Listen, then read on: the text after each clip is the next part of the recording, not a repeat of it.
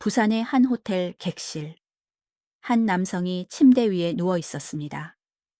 그는 잠든 것처럼 보였습니다.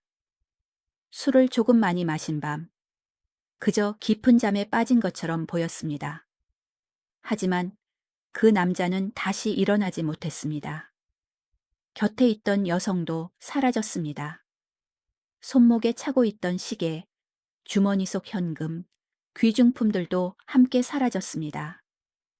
다음 날 아침, 객실을 정리하러 들어온 직원은 침대 위에 누워있는 남성을 발견합니다. 처음에는 잠든 줄 알았습니다. 하지만 그는 이미 싸늘한 시신이 되어 있었습니다. 처음에는 단순한 심장마비로 여겨졌습니다. 유족들 역시 그렇게 생각했습니다. 하지만 경찰은 곧 알게 됩니다. 그 죽음 뒤에는 한 명의 여성이 있었다는 사실을, 그리고 이것은 우연히 벌어진 단 한 번의 사건이 아니었습니다. 서울, 부산, 대구, 전국의 유흥가와 호텔. 비슷한 피해를 당한 남성들이 하나둘 드러나기 시작했습니다. 사람들은 그녀를 꽃뱀이라고 불렀습니다. 하지만 그 이름은 이 범죄를 설명하기에 너무 가벼웠습니다. 1993년 대한민국을 충격에 빠뜨린 연쇄 마취강도 사건. 그리고 그 중심에 있었던 여자, 한숙자. 오늘 이야기입니다.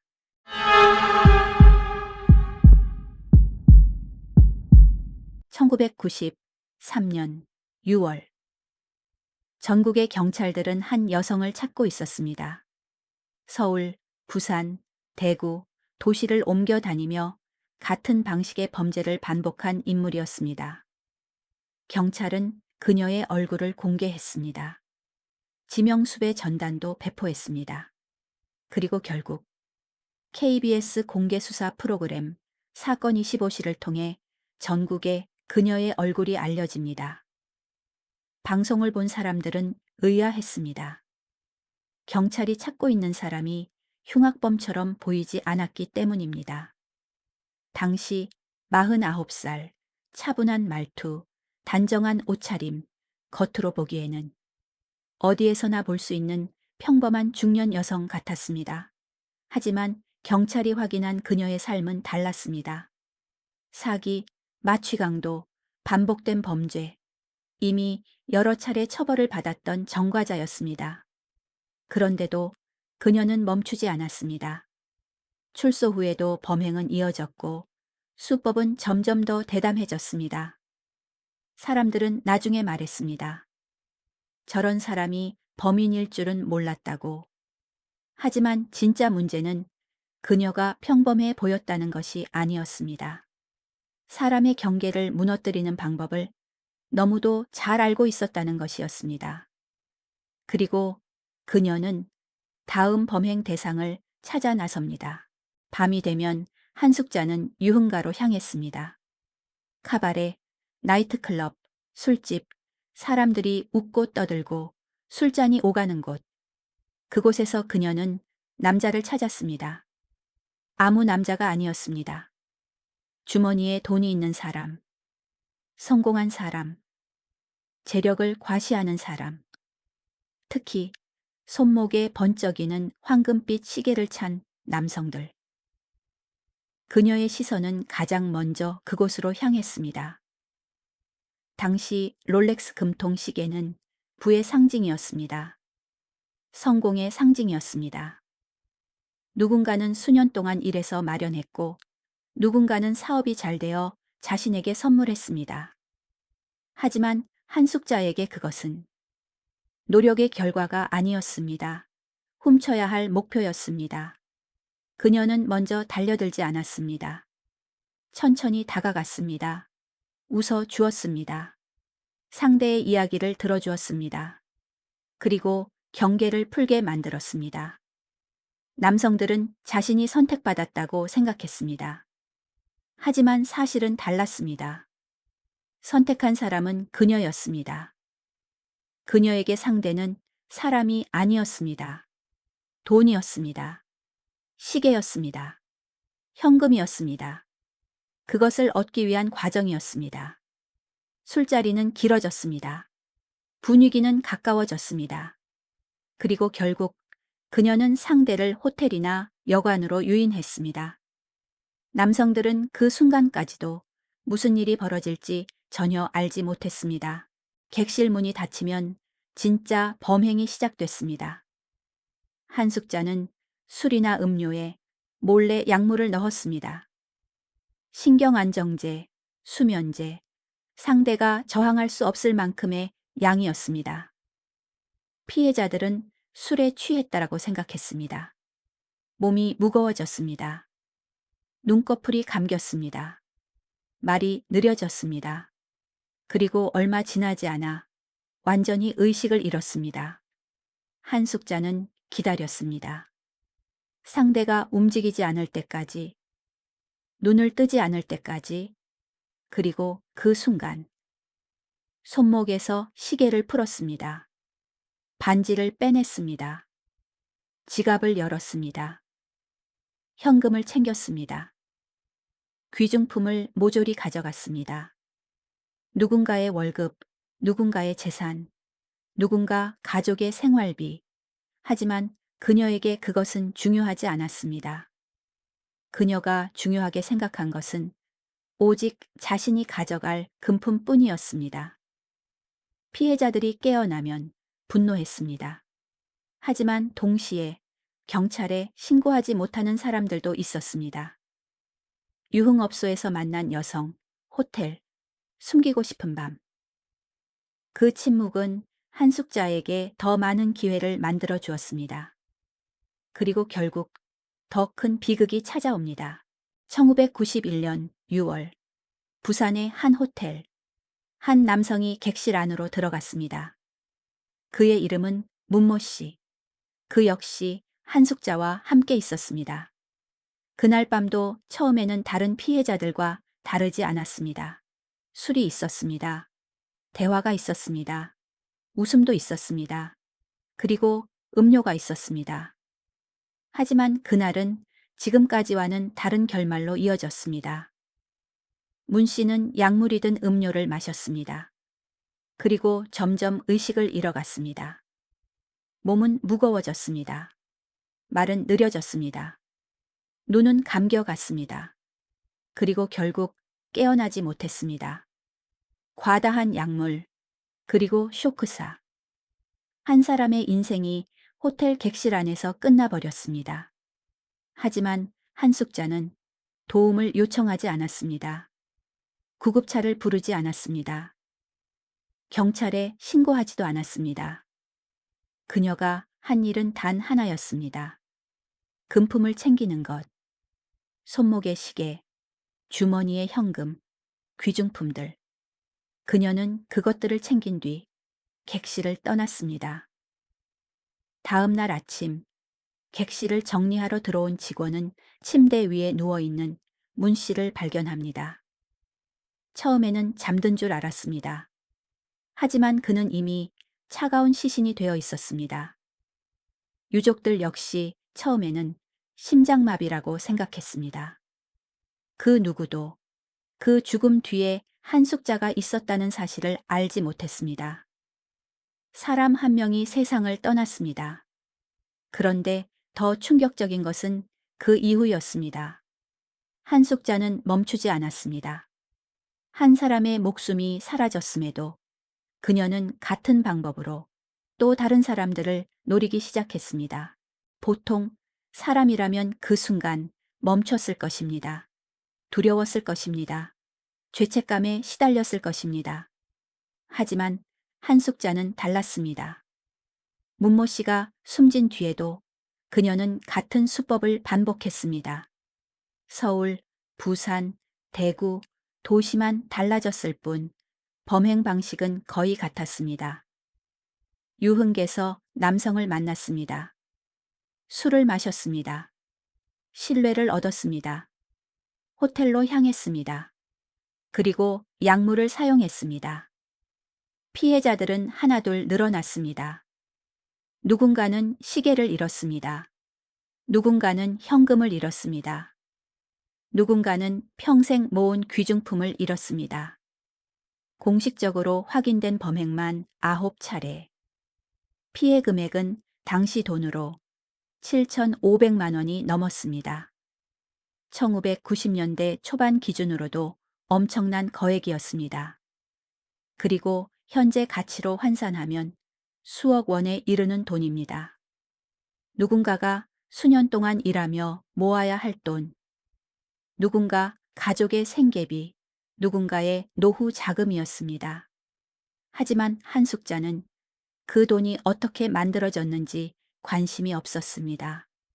누군가 새벽부터 일했는지, 누군가 밤늦게까지 가게를 지켰는지, 누군가 가족을 위해 버텼는지, 그런 것은 중요하지 않았습니다. 그녀에게 중요한 것은 오직 결과였습니다.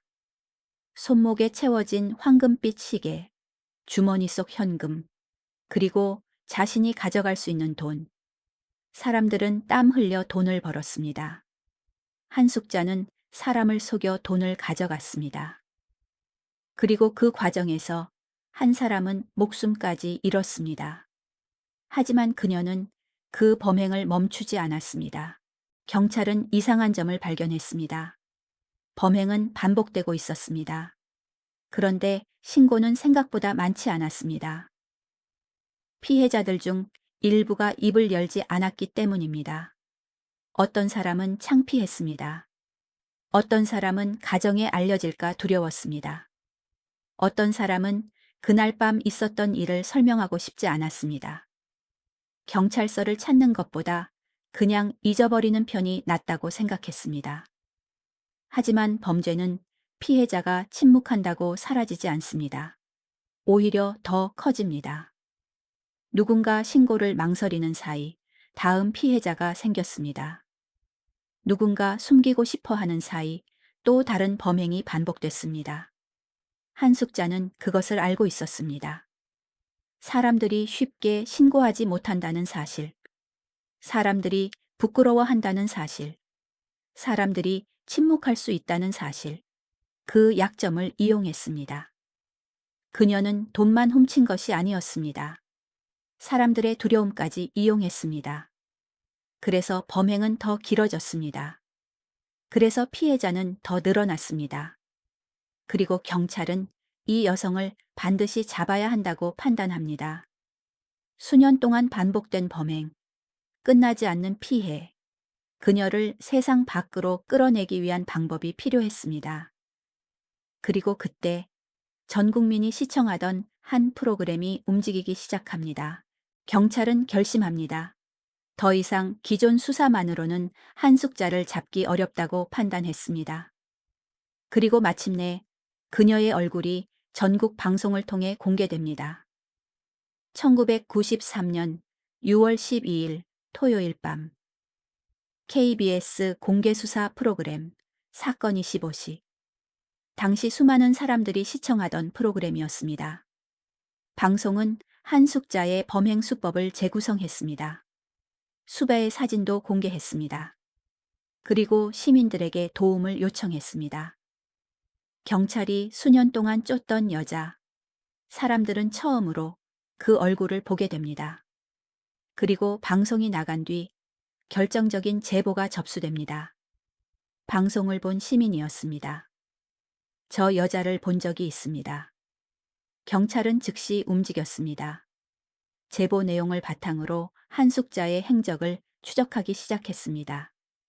그리고 방송이 나간 지 단 사흘 뒤 서울 강남 평소 한숙자가 호화로운 귀부인 행세를 하며 드나들던 고급 미용실 주변 경찰은 그곳에서 잠복 수사를 벌이고 있었습니다. 그녀는 여전히 단정한 옷차림으로 아무 일도 없었다는 듯 움직이고 있었습니다. 마치 평범한 중년 여성처럼, 마치 자신을 쫓는 경찰은 없다는 듯. 하지만 그 여자가 바로 전국 지명 수배자 한숙자였습니다. 새벽 시간 은신처로 향하던 한숙자는 결국 경찰에 붙잡힙니다. 수년 동안 이어졌던 도피 생활, 수많은 남성을 속이며 이어왔던 범행. 그 끝은 의외로 조용했습니다. 강남의 고급 미용실 주변, 그리고 새벽의 거리였습니다. 그렇게 오랫동안 경찰을 피해 다니던 한숙자는 마침내 법의 심판대 앞에 서게 됩니다. 검거 이후 경찰은 한숙자를 조사했습니다. 그리고 그녀의 과거도 함께 드러났습니다.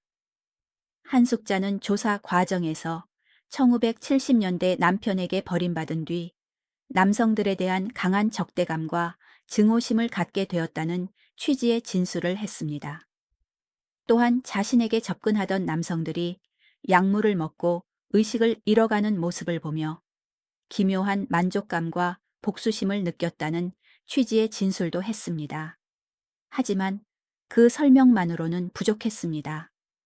왜냐하면 피해자들은 그녀의 과거와 아무 관계가 없는 사람들이었기 때문입니다. 누군가는 직장인이었습니다. 누군가는 사업가였습니다. 누군가는 평범한 가장이었습니다. 그들은 한숙자의 인생을 망가뜨린 사람들이 아니었습니다. 그저 그녀의 욕망 앞에 놓인 사람들이었습니다. 그리고 한숙자는 그 사람들을 사람으로 보지 않았습니다. 돈으로 보았습니다. 시계로 보았습니다. 현금으로 보았습니다. 사람의 목숨조차 금품보다 중요하지 않았습니다. 그 결과 한 사람은 목숨을 잃었습니다. 여러 사람은 평생 모은 재산을 잃었습니다. 그리고 수많은 가족들이 상처를 입었습니다. 법원은 이 범죄를 무겁게 판단했습니다. 단순한 절도도 아니었습니다. 단순한 사기도 아니었습니다. 사람의 생명보다 금품과 욕망을 먼저 선택한 범죄였습니다. 결국 법원은 한숙자에게 무기징역을 선고했습니다. 항소심 역시 같은 판단을 내렸습니다. 사회로부터 영구히 격리해야 한다는 것이었습니다. 한숙자는 이후 오랜 세월 동안 수감 생활을 이어갔습니다. 그리고 긴 시간이 흐른 뒤 교도소 안에서 병으로 생을 마감한 것으로 알려졌습니다. 손목에 번쩍이는 시계를 노렸던 여자, 수많은 돈을 쫓았던 여자. 하지만 그녀의 마지막은 화려함과는 가장 먼 곳이었습니다. 높은 담장 안 차가운 교도소에서 조용히 끝을 맞이했습니다. 사람들은 말합니다. 한숙자 사건은 1990년대에 끝난 오래된 사건이라고. 하지만 정말 그럴까요? 한숙자는 구속됐습니다. 재판도 끝났습니다. 무기징역도 확정됐습니다. 그리고 교도소에서 생을 마감했습니다. 하지만 한숙자 사건은 끝나지 않았습니다. 정확히 말하면 한숙자라는 사람은 사라졌지만 그 욕망은 사라지지 않았습니다. 33년이 흐른 2026년, 대한민국에서는 또 한 번 사람들을 충격에 빠뜨린 사건이 벌어집니다. 당시 20살, 김소영 사건이었습니다. 시대는 달랐습니다. 범인의 나이도 달랐습니다. 하지만 많은 사람들은 충격을 받았습니다. 너무도 비슷했기 때문입니다. 낯선 사람에게 접근했습니다. 약물을 이용했습니다. 상대가 저항할 수 없는 상태가 되기를 기다렸습니다. 그리고 금품을 노렸습니다. 33년이라는 시간이 흘렀습니다. 세상은 완전히 달라졌습니다. 삐삐는 스마트폰이 되었고 전화번호부는 인터넷이 되었습니다. 그리고 AI가 등장하는 시대가 되었습니다. 하지만 사람의 생명보다 돈을 먼저 선택하는 범죄는 사라지지 않았습니다. 형태만 달라졌을 뿐 본질은 그대로였습니다. 그래서 어쩌면 한숙자 사건은 끝난 사건이 아닐지도 모릅니다. 한숙자라는 이름은 과거에 남았지만 그 욕망은 지금도 다른 이름으로 반복되고 있기 때문입니다. 1993년의 한숙자, 그리고 2026년의 김소영. 두 사건은 우리에게 같은 질문을 남깁니다. 사람의 목숨보다 돈이 더 중요해지는 순간, 인간은 어디까지 잔인해질 수 있는가? 그리고 우리는 33년 전의 교훈을 정말 기억하고 있는가? 아니면 우리는 같은 비극을 또다시 반복하고 있는가? 이상. 멈춰버린 그날이었습니다.